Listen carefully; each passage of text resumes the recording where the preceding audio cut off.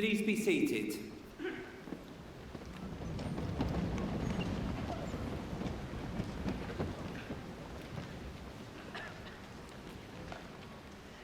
The opening address will now be given by the Vice President of King's College London, Professor Funmi Olusanya-Akin.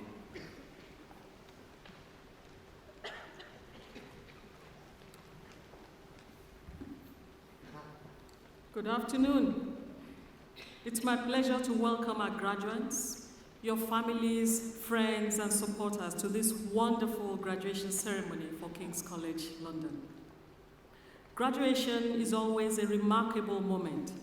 It is a time of celebration and reflection, a time to reflect upon the remarkable journey of learning that has brought you to this point, and to celebrate the many years of hard work, determination, and focus that have forged your path to today. For so many of the graduates we celebrate at this ceremony, the journey has been more remarkable than ever. University is always a demanding challenge, but to have secured your King's degree during a unique and defining time in human history, the COVID pandemic, is just a whole other story. So, your graduation is particularly special. It has required more than the usual academic strength and aptitude. It has required great resilience, continual adaptation, and an indomitable spirit. Therefore, I am in awe of each and every one of you. My heartfelt congratulations and deepest admiration for achieving this success in such challenging times. In graduating from King's, you join a long and illustrious history of students who have been standing in these graduation gowns for nearly 200 years. From reformers like the late Archbishop Desmond Tutu to distinguished scientists like Professor Dame Nancy Rothwell, and from poets like John Keats to Olympians like the sprinter Dina Asher-Smith. Many thousands of students have come to King's and found their future.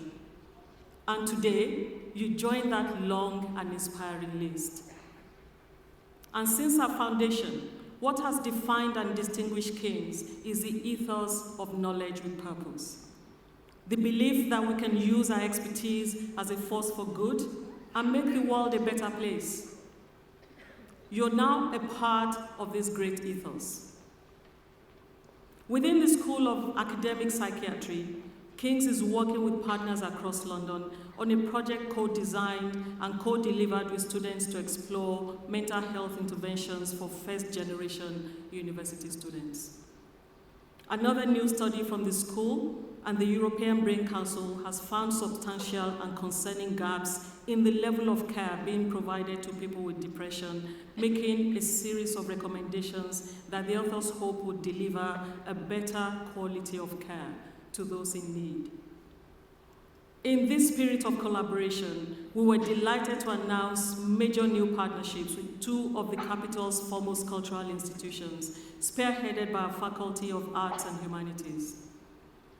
Formalizing a 20-year-long relationship, Shakespeare's Globe and King's have established the Shakespeare Centre London, bringing together academics from both organizations as a beacon for the inclusive study of Shakespeare text, performance, and pre-modern critical race studies. A new 10-year strategic relationship with the Courtauld Institute of Art is also providing new opportunities for academic and educational partnership, unifying our distinctive strengths and shared commitment to excellence, inclusion, and service to society. Our commitment to knowledge with purpose emphasizes that the educational experience at King's is not just about traditional learning through lectures and examinations, but it's also about engaging with the larger world. So we're proud of our students' work outside the classroom. Across King's, our students' union's Positive Pairs, which many here have been a part of, is a network of volunteers trained to help fellow students thrive through creating student-only spaces where they can support and learn from each other.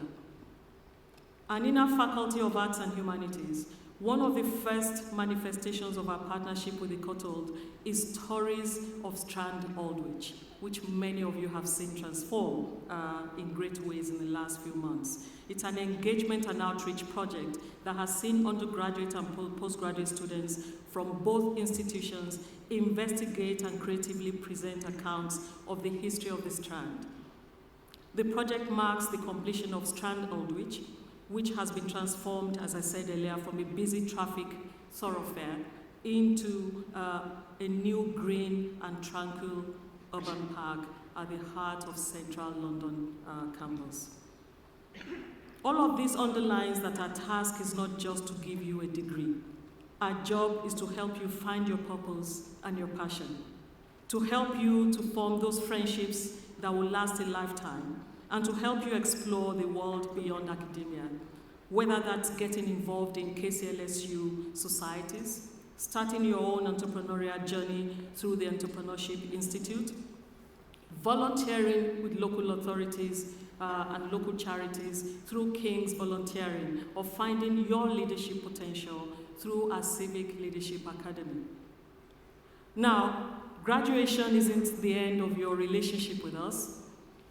It's just the beginning of the next phase.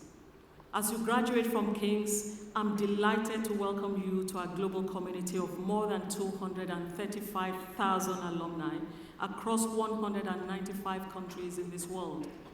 It is a community that will support you to realize your potential, so I encourage you to connect with our alumni office.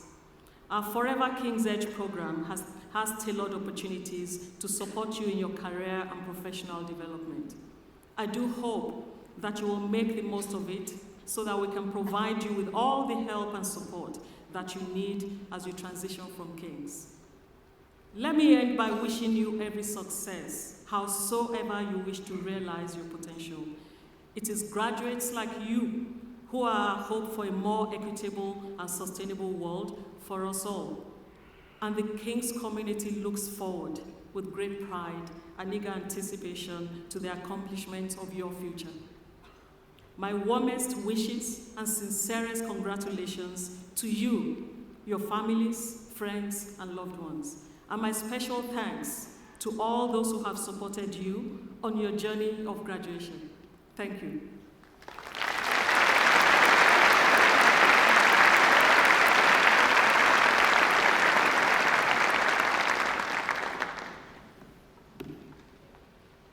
Karen Blackett will now be presented to the Fellowship of the College by Sarah Guerra.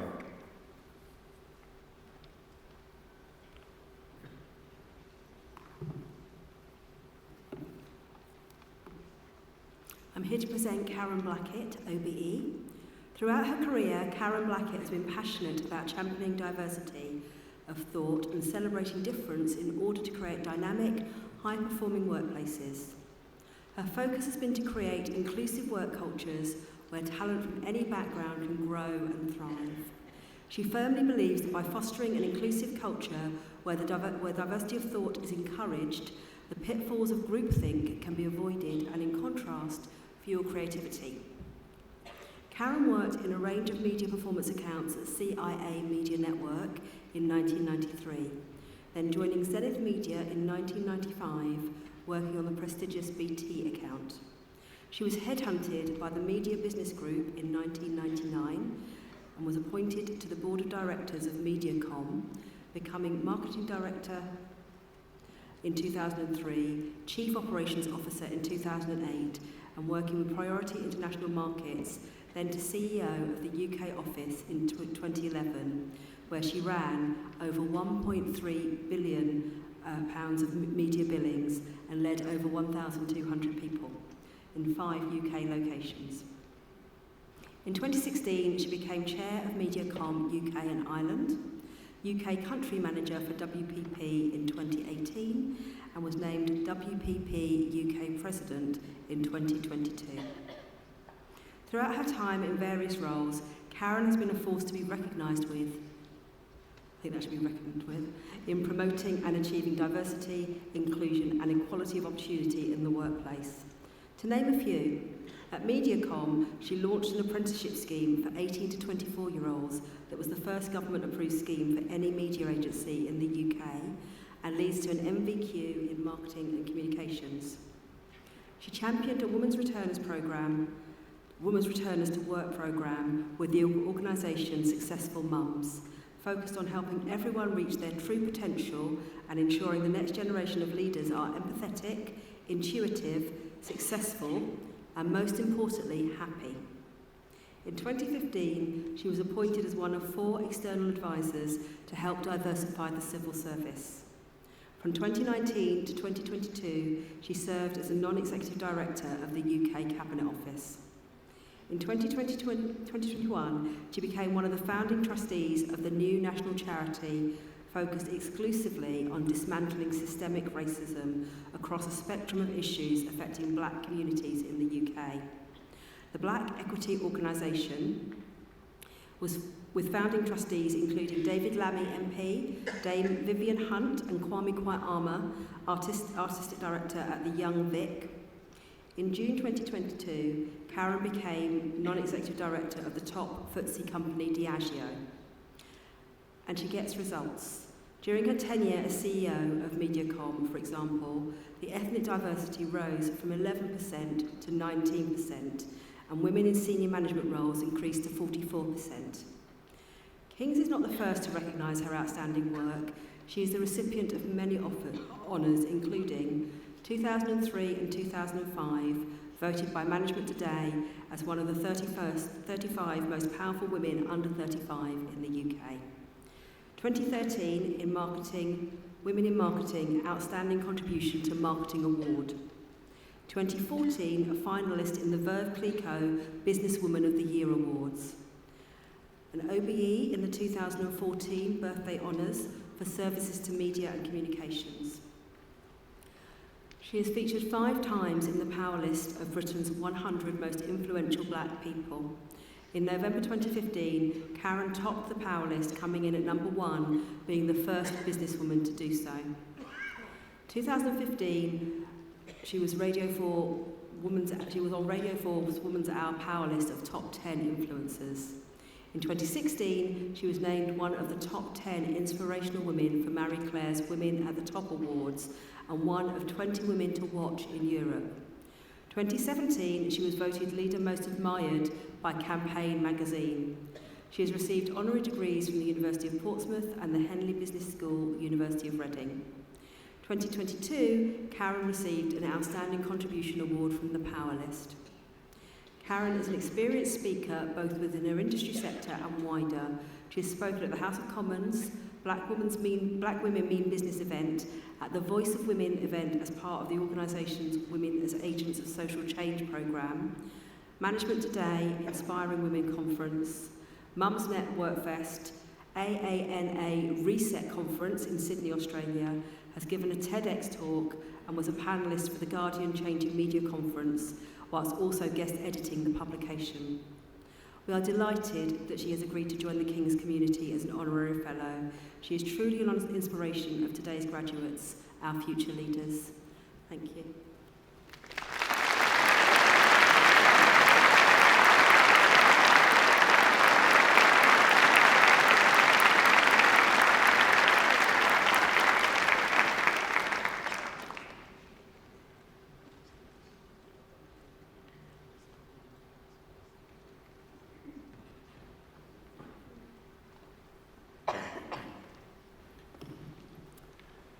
Students from the Faculty of Arts and Humanities will now be presented by the Head of Cultures, Professor Paul Redman.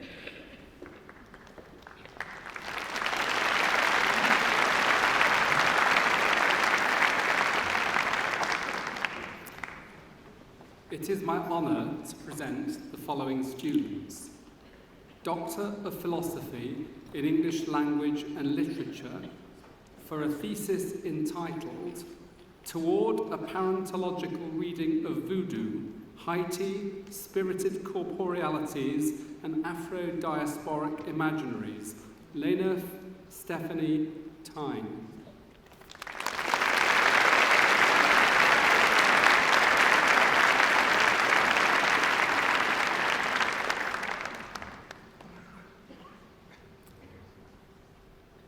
Doctor of Philosophy in English and Theatre Studies for a thesis entitled Staging Narrative Resistance, The Stories and Storytelling of British New Writing, 2014 to 2019, Liana Natalia Mark.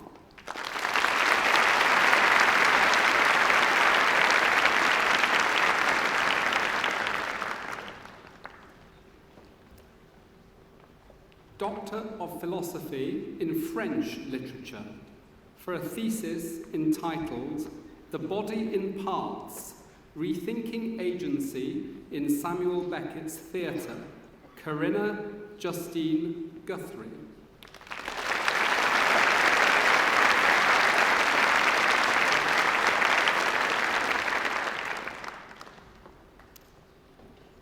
Doctor of Philosophy in Latin American Studies for a thesis entitled Awareness, Denunciation and Pedagogy, The Rhizomatic Effects of Mexican Feminist Artivism Against Gender Violence, a Qualitative Approach, Natalia Stengel-Pena.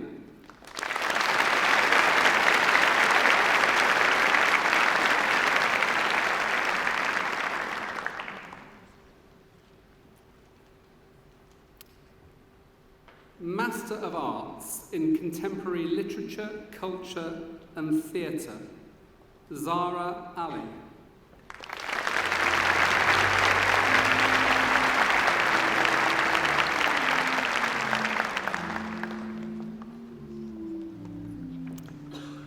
Jessica Caris Beaumont.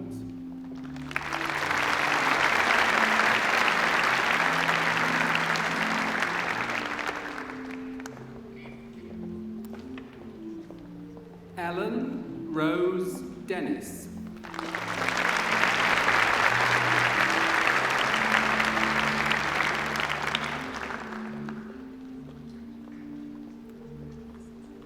Kibibi Maya Francis Glover Watts.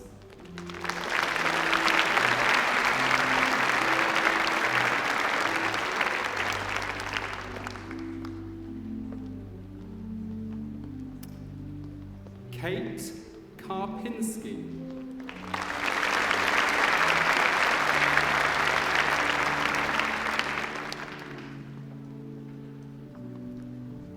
Harry Stephen Kite.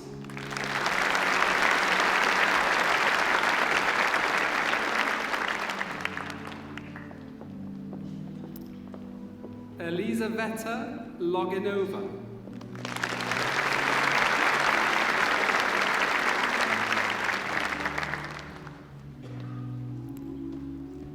Chloe Alice Marchant.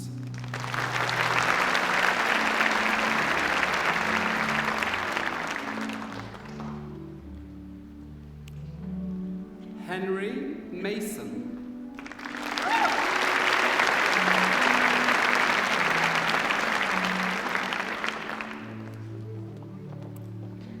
Laura Elaine Miller.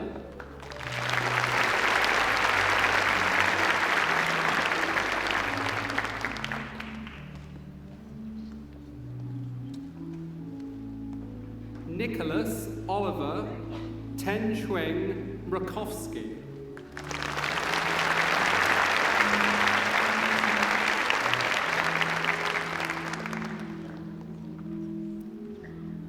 Rhoda Tomilola Ola Said.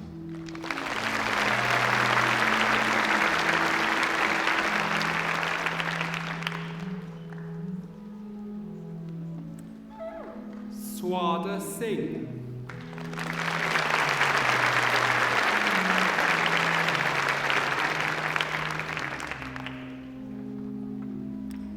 Addison Richard Wanner.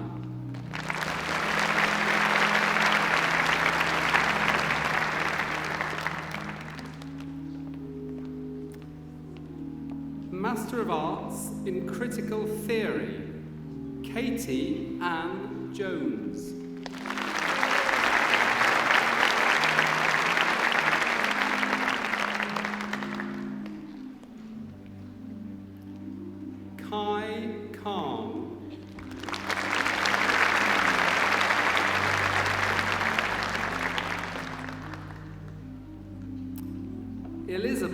Krista Korn.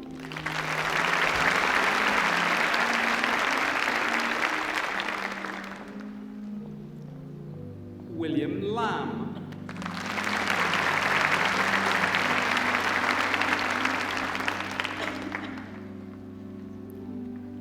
Chan Ian Liang.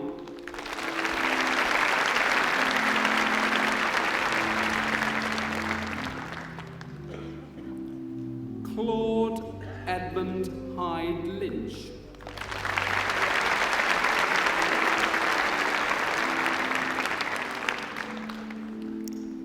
Ria Mather.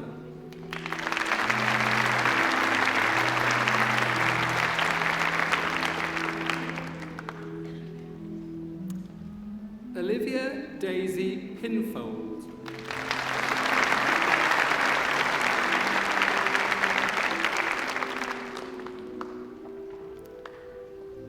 Rebecca K. Sutton.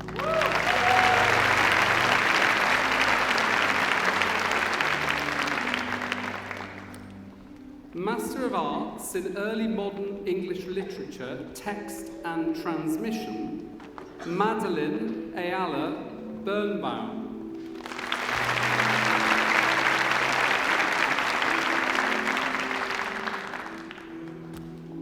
Felicia Hu.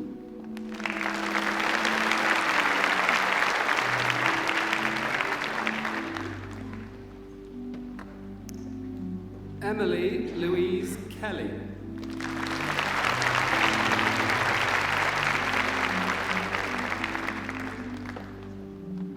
Josiah Lamb.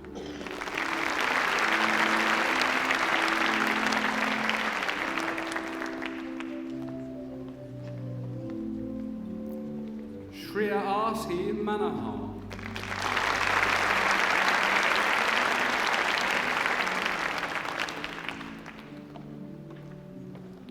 Meghva Avinash Nair.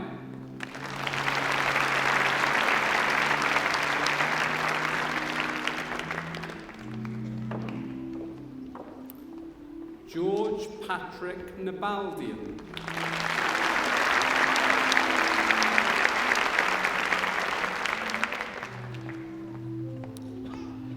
Grace Elizabeth Orwick.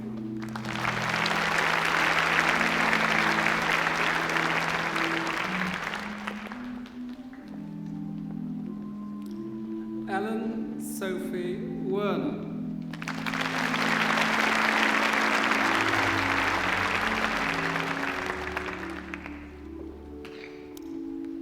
Yan Zhu.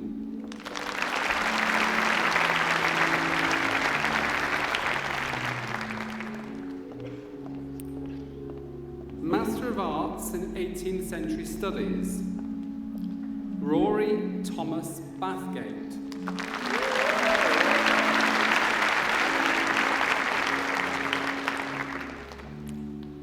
Hannah Young-Lee Hayes.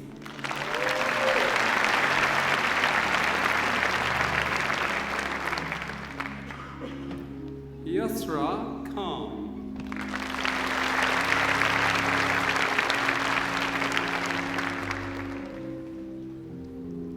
Ross William Lowton.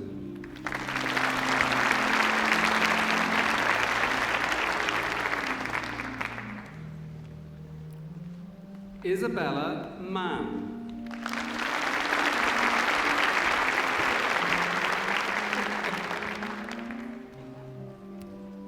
Catherine Julia Rowan.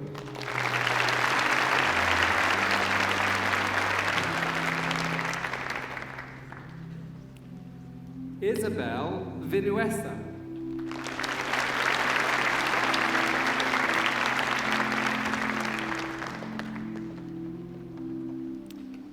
Master of Arts in Medieval Studies, James Appleton.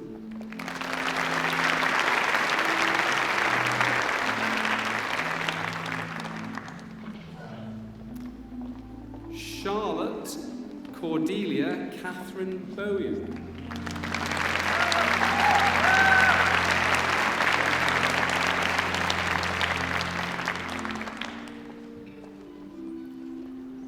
Catherine Helen Dove.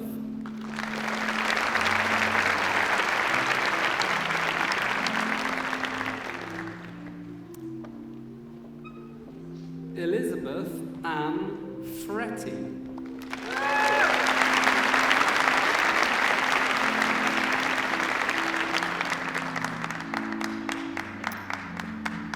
Awarded the MA Medieval Studies Essay Prize, Bianca Francisca Rose.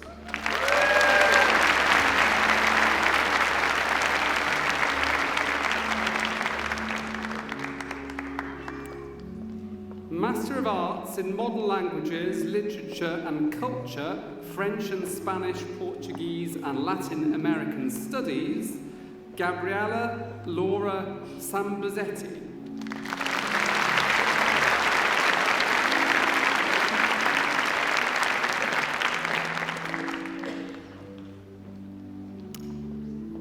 Master of Arts in Modern Languages, Literature and Culture, French, Connor Flynn.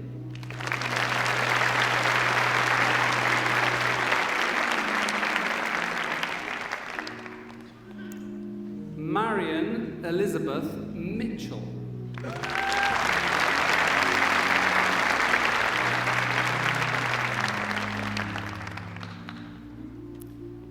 Master of Arts in Modern Literature and Culture, Joshua Robert Aberman.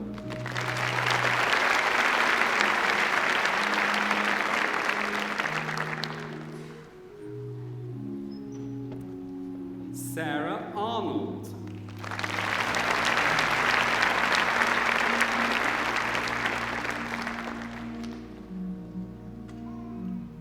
Thomas Patrick Bowden.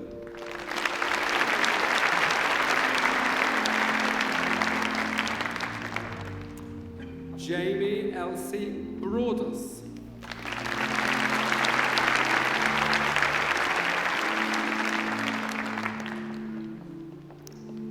Catherine Teresa Berstrom.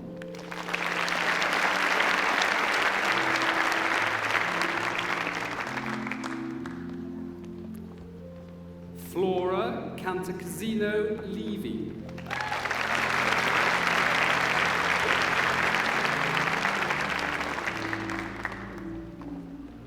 Isabella Violette Anya Clark.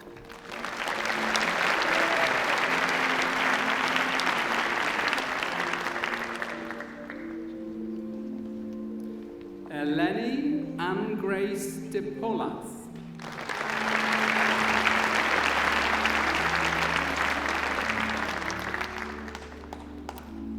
Emily Donahue.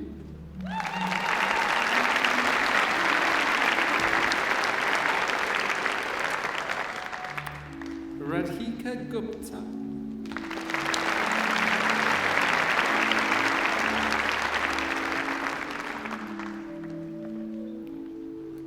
Awarded the Associateship of King's College, Johanna Keturah May Harrison Oram.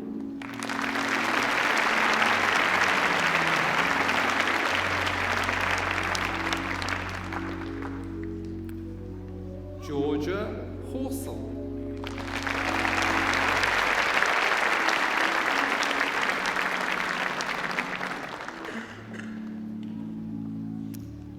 Saskia Catherine Law.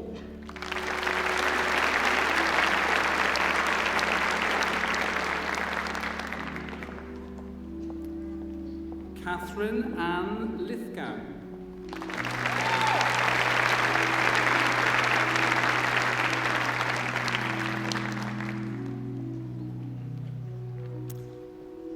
Jessica Rose Newberg.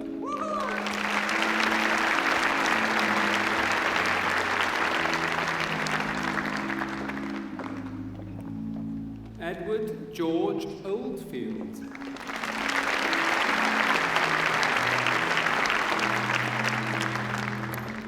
Asad Raza.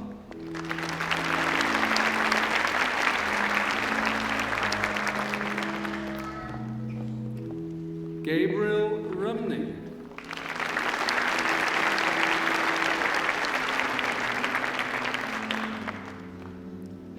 Tabitha Lee Smith.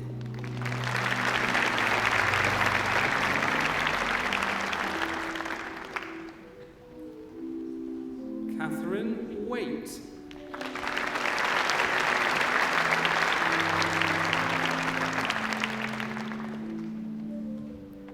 Roseanne Wright.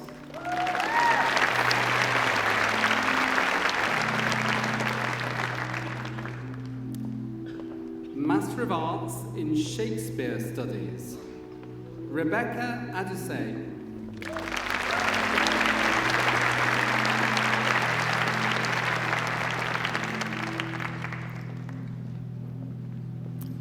Sayeda Tania Ali.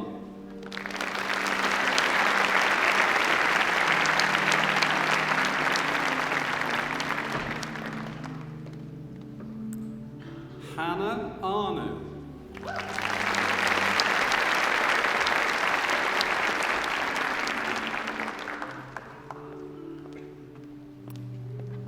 Emily Jane Bell.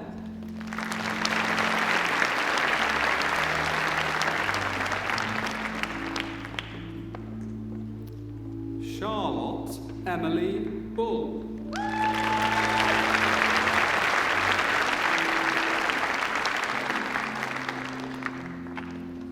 Catherine Morgan Llewellyn.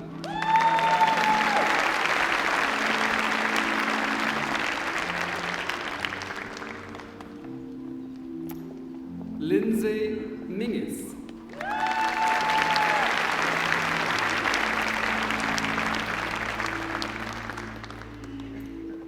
Bethany Grace Pointer.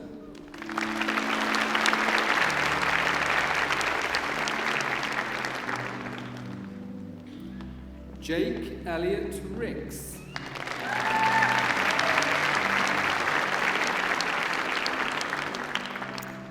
Lucy Elizabeth Bridget Anne Mary Seaton.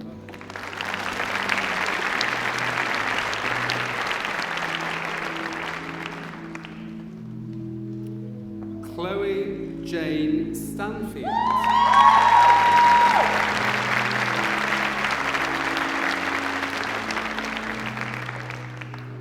Eva Rose Stein.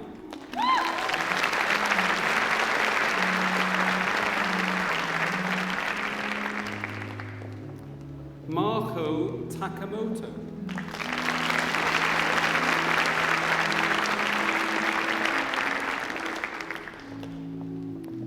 Sarah Trizillian Whitelaw.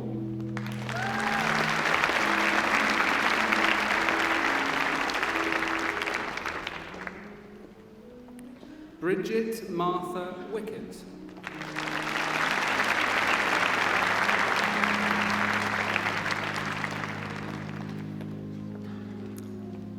Master of Arts in Theatre and Performance Studies, Benjamin David Anderson.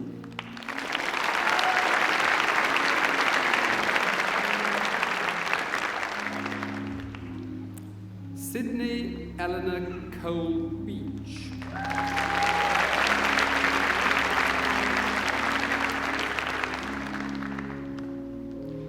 Chia Feng Chin.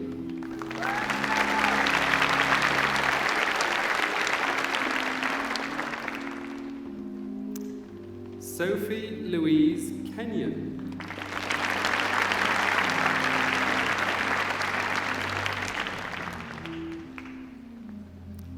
Chien Yoon Lee.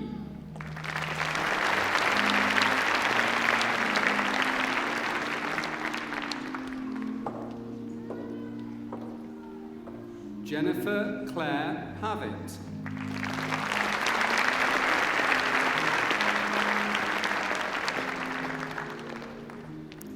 Ariel Shane Reutzmann.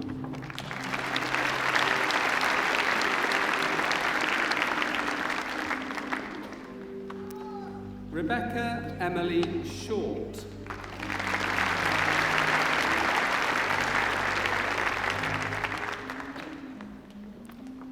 Shu-Young Su.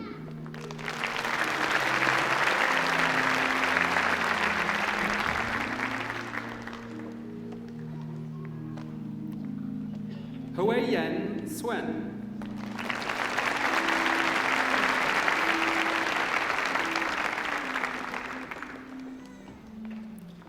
Eleanor Louise Mary Thompson.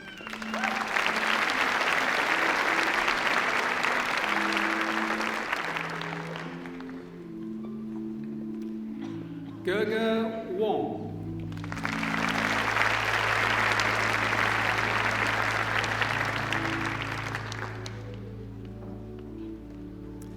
Angelina Yaravaya.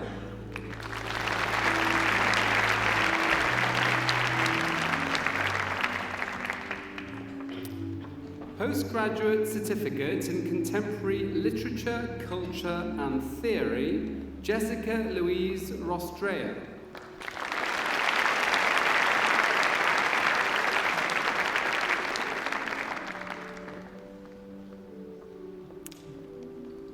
Bachelor of Arts in English, Armina Agha Alonso.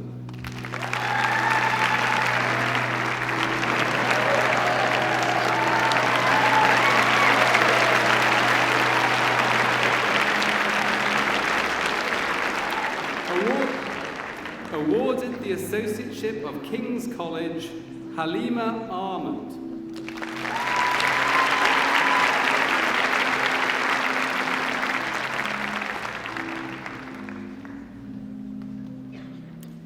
Alexander Aristido.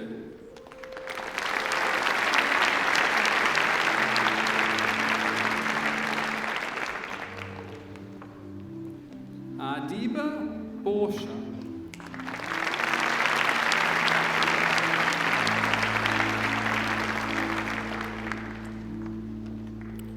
Sloane Elizabeth Carroll.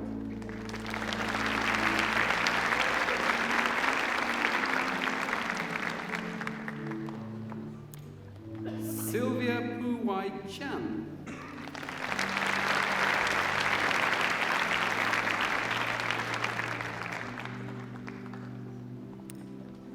Yumna Asfal Chowdhury.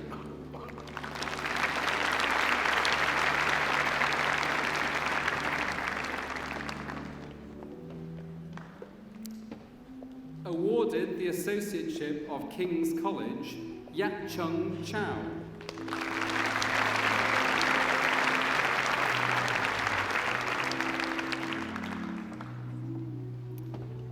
Phoebe May Clements.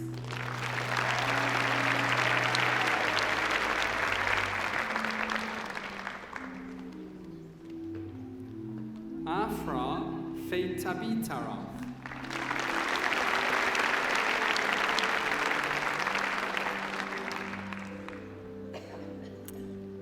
Nisha Fishlock.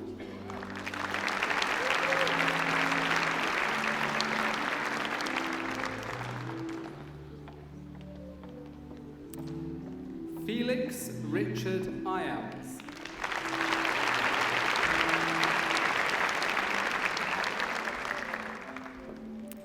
Shahnaz Islam.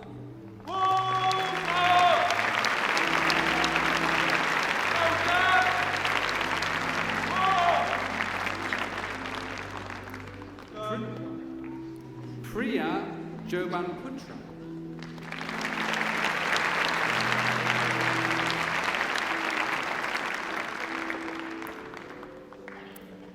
Danielle Eloise Jones.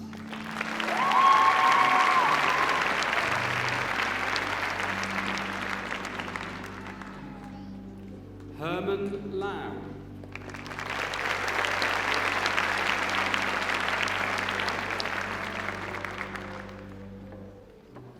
Leona Maya Lee.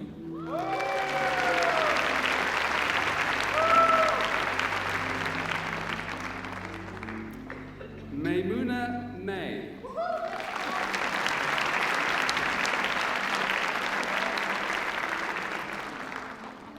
Khadija Mohammed.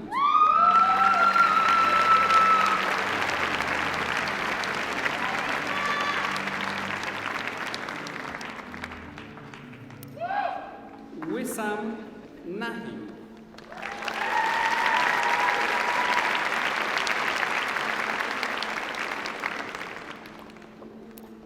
Lewis Nolan.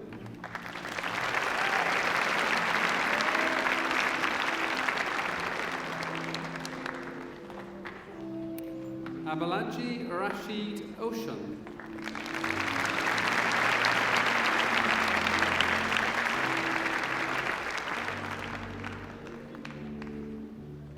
Sarah Usman Said.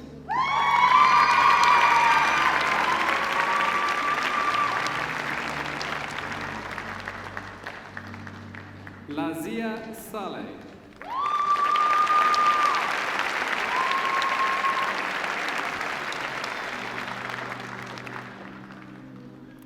Haviland Portia Summers.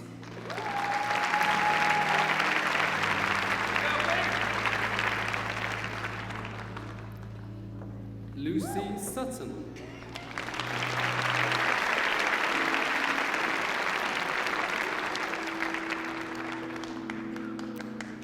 Awarded the Associateship of King's College, Tasmia Alam Tasmi.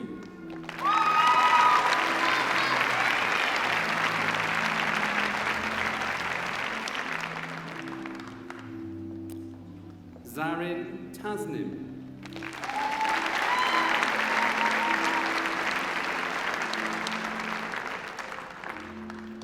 Natalia Maria Tonner.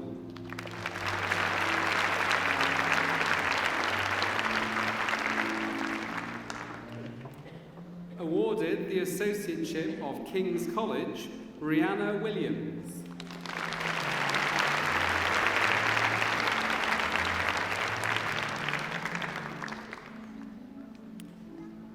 Bachelor of Arts in English with Film Studies, Chantel Vanessa Canty.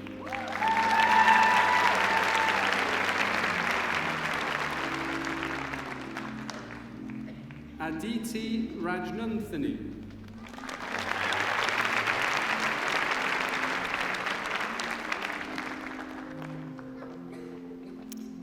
Bachelor of Arts in French and Management with a year abroad, Natalie Verwise.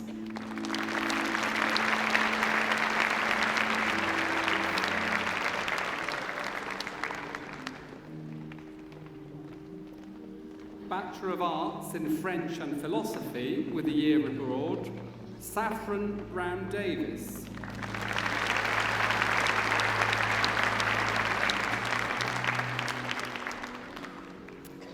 Lorenzo McKechnie.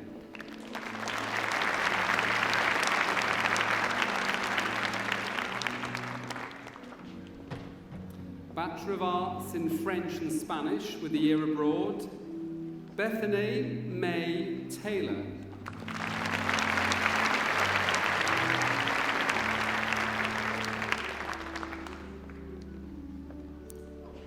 Bachelor of Arts in German and History with a year abroad, Hannah Alkindi.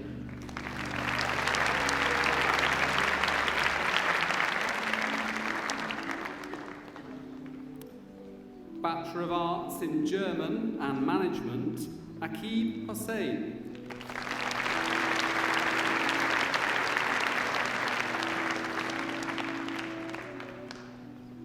Bachelor of Arts in German and Management, Rahul Thurav Anmir.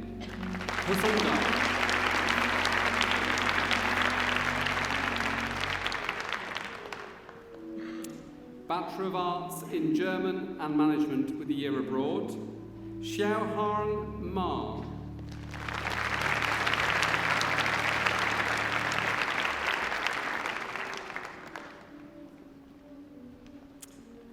Bachelor of Arts in German and Spanish with a year abroad, Stephanie Burrell.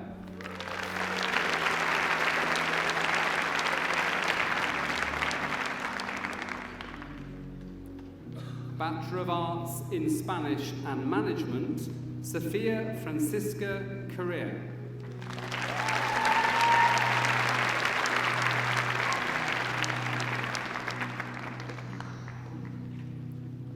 Bachelor of Arts in Spanish with a year abroad and Management, Justine Provenzano.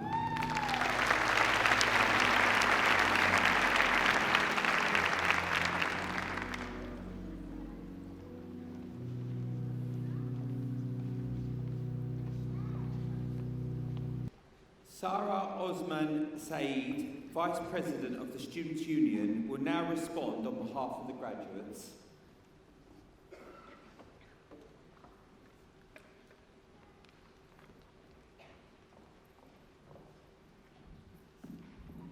Hello everyone. It is my absolute honour to welcome you all, faculty members and the Honourable Senior Vice Presidents, King's President and Principal Kshitij Kapoor, parents, family, friends, our loved ones, and last but not least, our amazing 2023 graduates. We did it and I'm so proud of you all.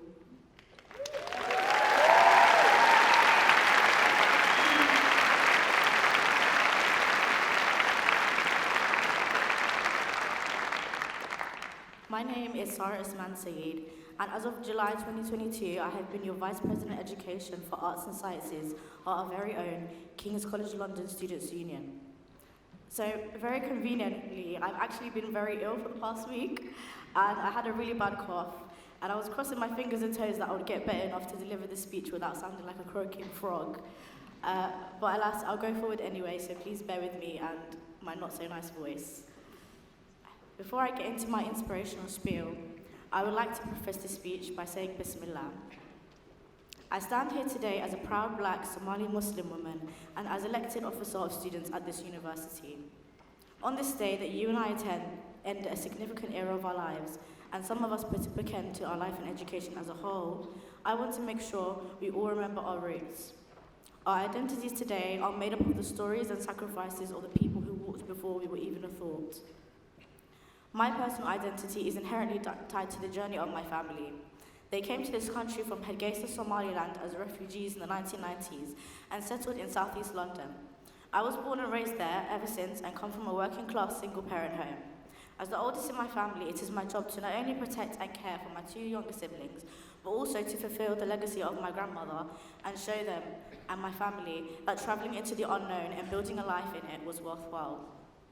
That through all the trauma, ultimately in the end, we were capable of turning tragedy into triumph.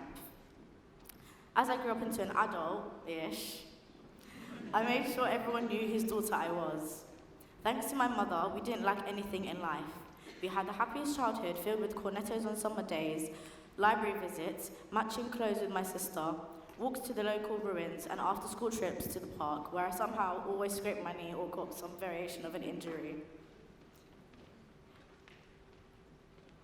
Now, I want my mum to be able to hold her head high in every space that she's in.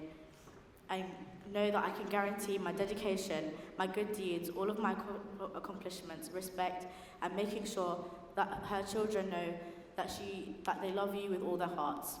It would be remiss of me to stand here and not mention the work that my mother put into me. The work that good mothers put into their children is often invisible. You may see a graduate standing here before you today, but really I am my mother's daughter, and every achievement I have made in my life is down to her. I'm a product of her constant love and resilience. Somalia has been known as the nation of poets, and a great legend of our country, Muhammad Ibrahim Warsame, also known as Hadrawi, died back in August of 2022. He mastered the art of Somali poetry, Gabe, and one of his most well-known poems called Hoya, Mom, is a testament to the fact that behind the success of one great person is the love and nurturing of their great mother. I'm going to read a small extract of it in English, as my Somali is not the best, and for those of us who are blessed enough to have amazing mothers, some of them in this room right now, I'd like to dedicate this extract to them. When you bear a man with support of his king, whose camels men fear to raid, a steadfast hero, mother, you are commemorated for it. When you bear a generous man who says, please, take this, who, when a visitor arrives with nothing, gives of his wealth, coming closer to God, a man people wish would never die, mother, you are commemorated for it. When you bear a famous poet who knows the construction and decoration and the composition and the tuneful chant tightly formed in the words of poetry, which God has given as a gift, the artist who shapes all this, mother, you are commemorated for it. Oh mother, without you language would not be learnt. Oh mother, without you speech would not be possible. There is no one in the world you do not bring up, to whom you haven't sung, haven't calmed with lullabies, not one who lacks your efforts in reaching maturity that compassion has not covered in the house of love. O mother, though through you peace is made certain, O mother, on your lap the child falls to sleep. O mother, by your hem shelter is found. O mother, the infants benefit from your teaching. You gladden the camel calf. You, the rain cloud that cools. You, the essential sleeping mat. You, the clean shelter. You, a heritage all journey towards. Today, I graduate with Bachelor of Arts in English, with not only my everlasting love of literature in mind, but of course, with my mother in mind, with my grandmother who sacrificed so much coming to this country also in mind, with my younger siblings, Mikhail and Hannah, in mind. Although we were quite small for a Somali family, I truly could not ask for a better family unit than our little posse of 4. Thank you, and I love you so much.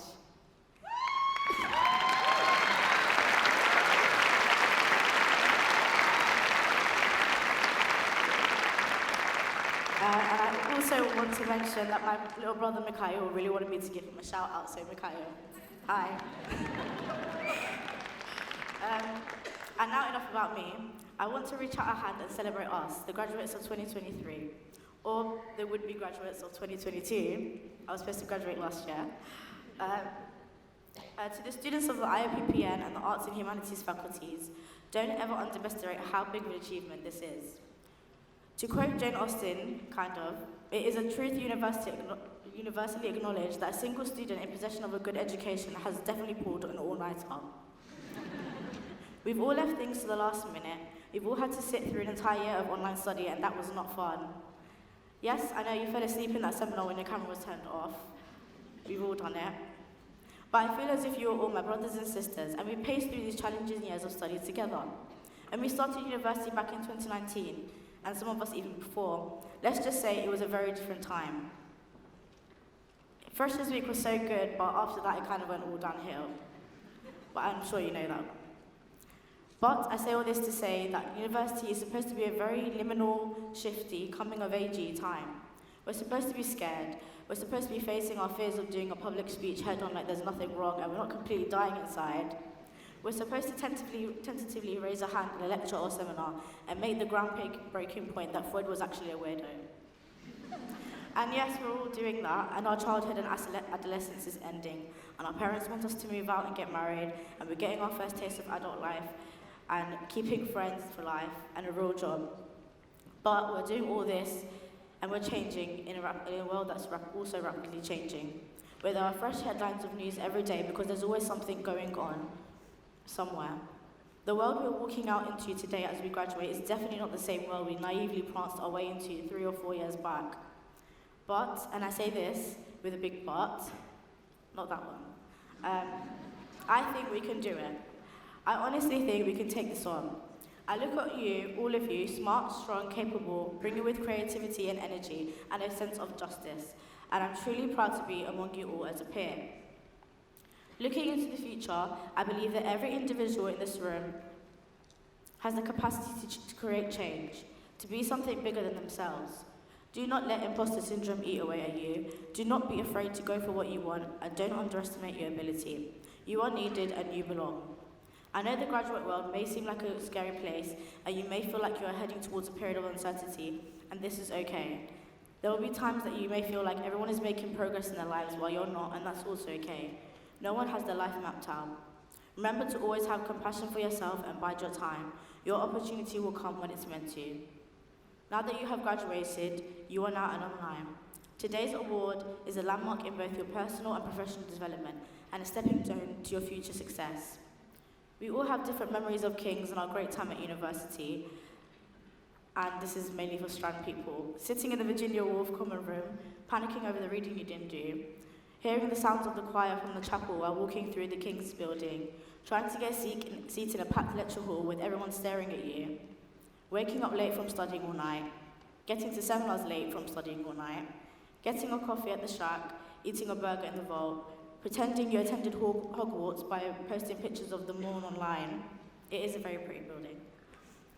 You may be leaving King's, but King's and KCLSU will not be leaving you. Once again, I want to thank the tutors, professors, lecturers who plug their own work in the lecture. I see you. GTAs, professional service staff, and everyone at King's who works to make this university a safe environment for academic development and prosperity. Every member of staff here, no matter what rank or pay grade, is valuable to the running of this institution and to the success of all of us. And again, to the graduates of 2023, congratulations to you all, and I wish you every success. And now that I've had my Legally Blonde moment, I just want to say thank you so much for listening, and good luck.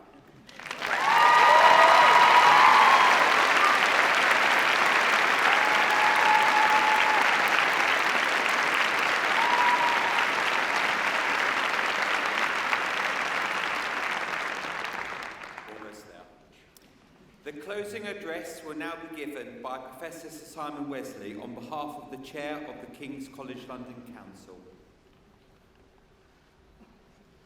Back so soon. Now, it's my pleasure to end the proceedings with what is usually called the graduation speech. This can be a very big and very long deal, but for reasons I'll explain in a moment, it's not going to be. Now, for example, if you were graduating in America this year, you'd have got Taylor Swift. If you were at Columbia, and Obama was in Michigan. But this is Britain. We can't afford him.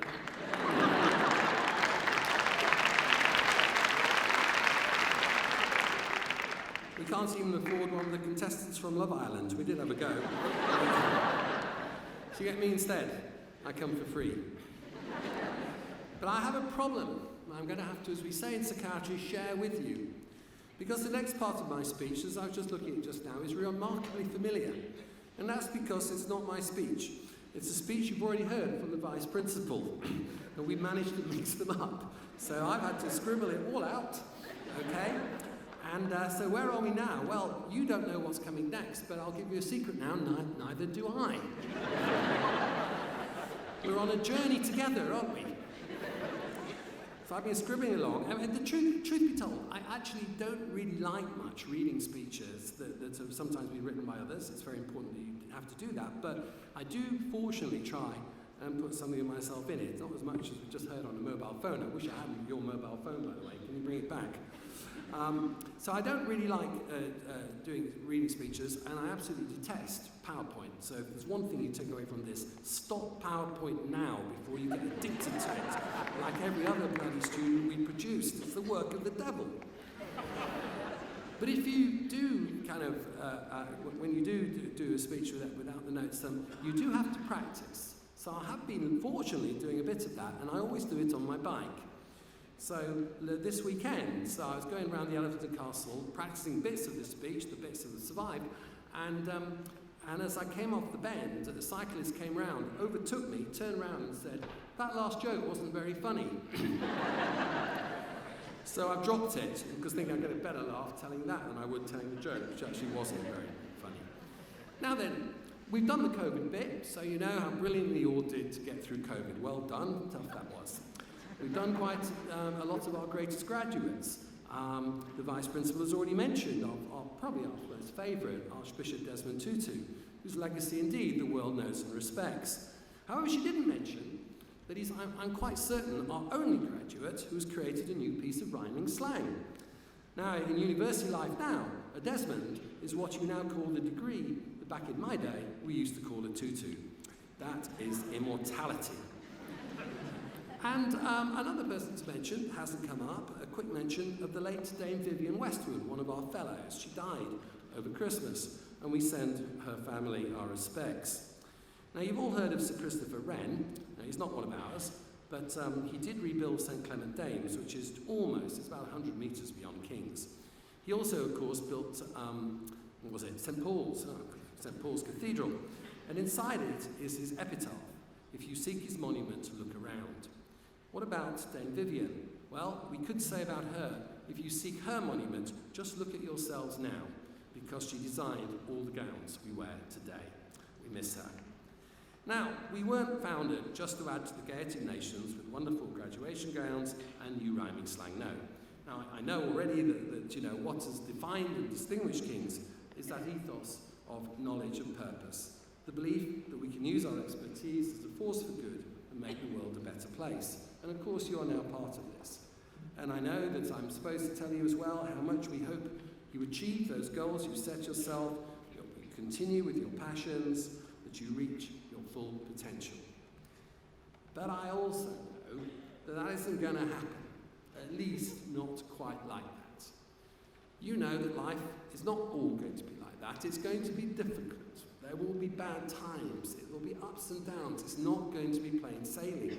We've helped you and equipped you with things that might get you through those periods, but it's not going to be simple.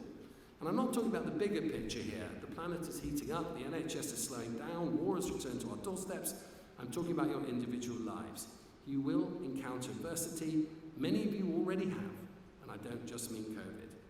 So I want to then add now to the last thing that Kings have given you, which I think is the most important thing that we have done that will support you during those years ahead.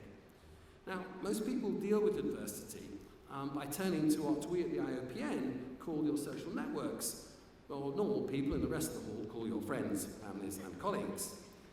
And turning to them is how people have always managed adversity, and it works fine for most people most of the time. Sometimes that does fail, and then you will be grateful for that long stream of people from my faculty in psychology, psychiatry, etc., who finally finished occupying the stage. But most of the time you won't. What matters then is not people like me and my colleagues, brilliant though we are. It's the people who will share your good times and be there for your bad times. It is the people you have met now. It's the people sitting next to you. It's the people sitting by the side of you. It's the people sitting in front of you and the person behind you. And actually, I just call you there. You just took a look round there and a look round who's behind you. You've gone all pale, haven't you? My friend, honestly, this is literal. This is not literal, okay? This is a metaphor. And those of you who just graduated in Shakespeare studies, if you don't know what a metaphor is now, God help us all. So that's what it's all about, and I think that's the best thing that we've done for you. And you bonded, and you probably bonded especially because you've been through a time of adversity, the time of COVID. Nothing bonds us better than shared adversity. Now, the Vice President also talked about alumni, so, I can tell you once again, we have 235,000 of you, another few hundred today, excellent, and the advantages of belonging to that community, and all the ways in which we can help support you. And you also return the favour. We want you to stay in touch with us, and we want to stay in touch with you. I promise you that not every letter we send you will be a request for money, but most of them will. We're not going to apologise for that, because we need it. The university doesn't run on air alone. We haven't yet produced Bill Gates or Elon Musk, but there's still time. So, now I'm nearly done, thank God, and so are you. And actually, it didn't really matter that the speech that I had disappeared, because I also know that you won't remember much that I've ever said anyway. And I can be certain about that. Why can I be so sure? Because I've been 3 times sitting where you were. Now, okay, that was a long while ago when dinosaurs still ruled the earth. And I was listening back then to the kind of person that I now resemble, getting on a bit, here a senior in the university, and prone to give you useless advice. Things like, you have to be in the right place at the right time. What on earth does that mean?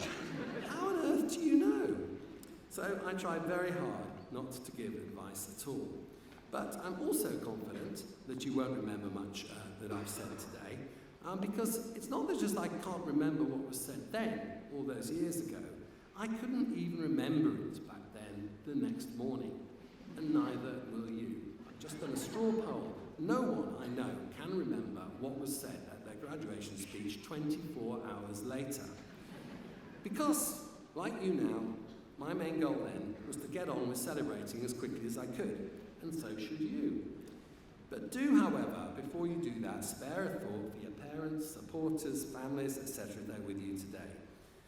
I'm a parent as well. I'm a parent of 2 recent graduates, and I know now that you think that our main reason as parents of being here is to embarrass you at every possible moment. And you're right, we've been waiting ages and ages to do this. This is our chance. It's why we've come. But cut us some slack today. You probably wouldn't have got here without us. It's our day as well. Try not to forget if you possibly can. Now, we've loved having you with us. We hope it's not been so bad for you. We hope that you'll be as proud of your degree from King's as we have been to award it. Please stay involved wherever you go next. We will take with us the congratulations of everybody here. We will follow you as much as we can, only out of curiosity, really, to see what happens to you.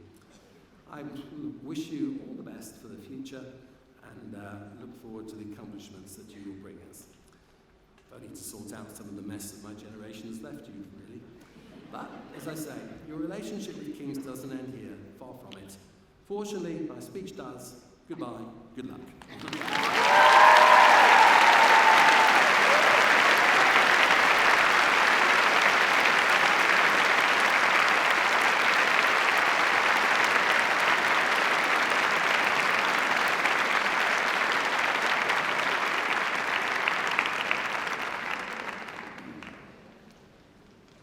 Please remain at your seats until the procession has left the auditorium and then join us for a reception on levels 4 and 5.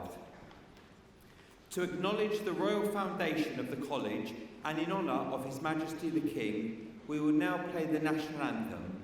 If you are able to stand, then please do so now.